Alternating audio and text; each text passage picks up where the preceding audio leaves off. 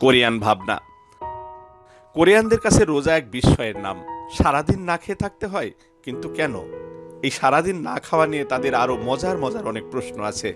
কোরিয়ানরা তাদের দেশে কাজ করতে যাওয়া বাঙালি মুসলমানদের যেসব প্রশ্নগুলো করে সেগুলো এরকম: রোজা থাকলে এক গ্লাস পানিও খাওয়া যাবে না, একটা সিগারেটও না, যদি লুকিয়ে খাও তাও খাওয়া যাবে না, যদি শাওয়ারে ঢুকে পানি খাও তাও খাওয়া যাবে না। রোজা সম্পর্কে কোরিয়ানদের অজ্ঞতার কথা বুঝতে পেরে রোজাদার বাঙালি মুসলমান অনেকে হেসে জবাব দেয়, শাওয়ারে ঢুকে লুকিয়ে খাবো কেন? আমি তো ইচ্ছা করলে বিরিয়ানি রেঁধে ঘরে বসেই খেতে পারি, কিন্তু ভোর থেকে সন্ধ্যা পর্যন্ত আমরা কিছুই খাই না। এটা মহান আল্লাহ তাআলার নির্দেশ, এতে আমরা অভ্যস্ত। আমরা ছোট থেকে এই নিয়ম পালন করে আসছি। প্রতিটি মুসলমান বাবা মা তার সন্তানকে ছোট থেকেই রোজা থাকার নিয়ম কানুনগুলো শেখান। এটা আমাদের ছোটকালের অভ্যাস। তখন শুরু হয় বিস্ময়ের আর এক ধাপ। আবারও এক গাদা প্রশ্ন: কেন খাও না? কেন বাবা মা এসব শিক্ষা দেয়? তোমাদের বাবা মাও কি না খেয়ে থাকে?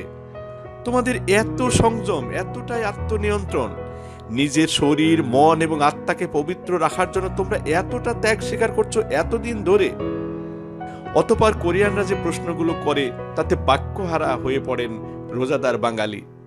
কোরিয়ানদের কোনো প্রশ্নই অবান্তর নয়, তবে উত্তর দেওয়ার মতো সৎ, সাহস, শক্তি, যুক্তি কোনোটাই দাঁড় করানোর সাহস পায় না কোনো বাঙালি মুসলমান প্রবাসী। কারণ কোরিয়ানরা বাংলাদেশের মানুষকে হাড়ে হাড়ে চেনে। এজন্য তাদের প্রশ্নগুলো শুনে শুধু অবাক হওয়া ছাড়া উত্তর দেওয়ার মতো কিছুই খুঁজে পায় না কেউ।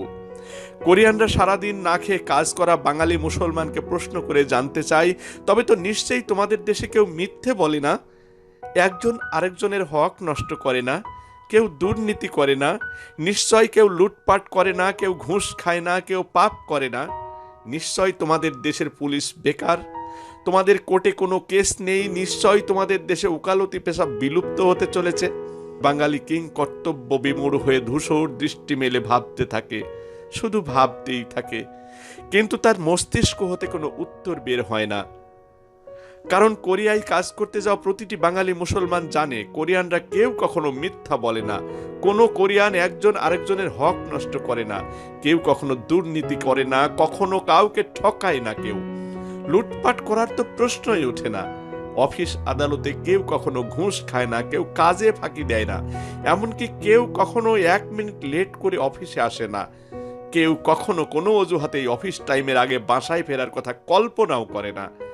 নিজের চোখে কোরিয়ানদের এমন কর্তব্যপরায়ণ, সৎ, কর্মঠ, নিষ্ঠাবান, সর্বোপরি দেশপ্রেম দেখার পর নিজেকে শ্রেষ্ঠ ভাবার কথা ভুলে যায় কোরিয়ায় কাজ করতে যাওয়া বাঙালি মুসলমানরা। মনে মনে ভাবে, আমাদের দেশের মানুষগুলো এমন সৎ হলে এতদিনে আমাদের দেশটা অনেক উন্নতি করতে পারত, তখন আমাদের কাউকে আর এমনি করে বিদেশ খাটতে আসতে হতো না। নিশ্চয় আমাদের দেশের মানুষ একদিন সৎ হবে, কর্মঠ হবে, দেশপ্রেমিক হবে। ধন্যবাদ সবাইকে, ভালো থাকবেন সবাই।